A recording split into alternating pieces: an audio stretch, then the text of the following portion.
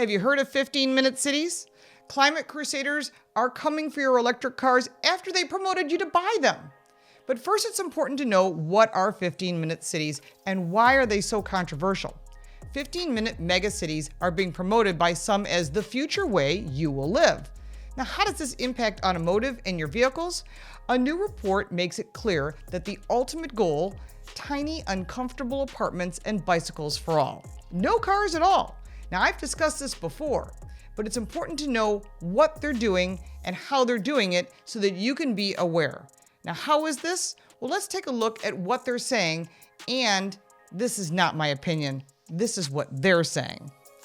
Their first goal is to replace all gasoline-powered cars with electric vehicles, even though we do not have enough charging power to charge every car and sales are only at 6%. So people will have to give up their cars. And that's an alarming conclusion of a new report from the University of California at Davis and a network of academics and policy experts called the Climate and Community Project. Why are the Climate Crusaders coming for your electric car as well? There's much more to talk about this, but first I want to remind you to subscribe and click that little bell for notifications so you don't miss anything. We give you more than car reviews and first looks of new vehicles. We give you car smarts because knowledge is power. Let's look at the report that offers an honest look at the vast personal, environmental, and economic sacrifices needed to meet the net zero climate goals that is being demanded by the government. The dirty little secret is that everyone will have to make do with much less. Fewer cars, smaller houses and yards, and significantly lower standard of living. Problem number one is electric vehicle batteries require loads of minerals such as lithium, cobalt, and nickel, which must be extracted from the ground like fossil fuels. And if today's demand for EVs is projected to 2050, the lithium requirements of the US EV market alone would require triple the amount of lithium currently produced by the entire global market, and this is from the report notes. Unlike fossil fuels, these minerals are mostly found in undeveloped areas that have abundant natural animal life present and are often inhabited by indigenous people. In quote, large-scale mining entails social and environmental harm, in many cases irreversibly damaging landscapes without the consent of affected communities. The report stated, mining can be done safely, but in poor countries, it's often not. Problem number two, mining requires huge amounts of energy and water, and the process of refining minerals requires even more. According to the report, mining accounts for 4% to 7% of global greenhouse gas emissions. Auto manufacturers made a priority of manufacturing electric pickup trucks and SUVs because drivers like them, but they require much bigger batteries and more minerals. More mining to make more EVs will increase CO2 emissions, and it will also destroy tropical forests and deserts that currently suck CO2 out of the atmosphere, the report states. Problem number three, producing EVs and building and maintaining roads, highways, and parking lots are energy and emissions intensive processes with high levels of embodied carbon. This is from the report that also states, in quote, electrification of the U.S. transportation system will massively increase the demand of electricity while the transition to decarbonized electricity grid is still underway. The report concludes that the auto sector's current dominant strategy, which involves replacing gasoline-powered vehicles with EVs without decreasing car ownership and use, is likely incompatible with climate activists' goals to keep the planet from warming by more than 1.5 degrees Celsius. Compared to the pre-industrial times, this just doesn't make sense.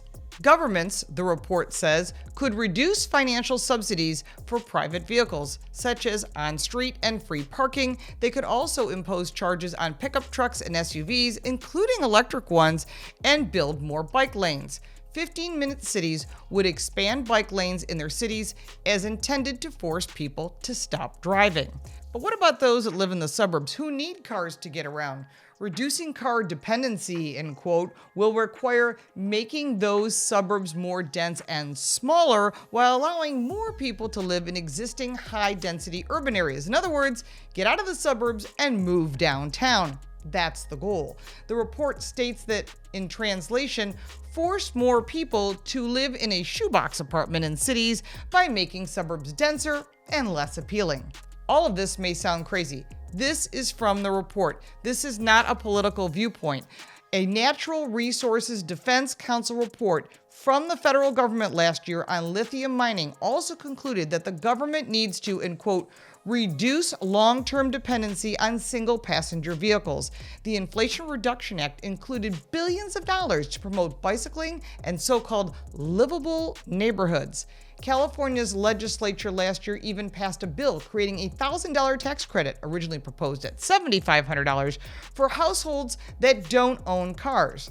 And quote, we can invest in the future by providing financial incentives for Californians to transition from vehicles to more sustainable options, stated Senator Anthony Portino.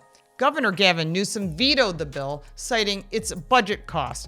But he said he supported the effort and, in quote, approaches to incentivize a transition from vehicles to more sustainable transportation and eliminating cars, not only gasoline-powered ones, but also electric ones. That's the ultimate goal. That's his quote, not mine. The looming shortage of minerals will cause prices to increase for EVs as the demand for them or the push for them increases. The only cars Americans will be allowed to buy if the green push gets their way will soon be all electric. And soon Americans may not be able to afford to buy a new car even if the government has a subsidy. Then they will have no choice but to use mass transit or a bike, which is the goal according to the report. Note that there won't be nearly enough minerals to make the massive batteries necessary to back up the electric grid powered by unreliable wind and solar. So Americans will have to consume less energy, for instance, by setting their thermostats to 80 in the summer and 65 in the winter, and pay more for it. The ultimate goal is to reduce consumption and living standards because they believe humans are a menace to the earth.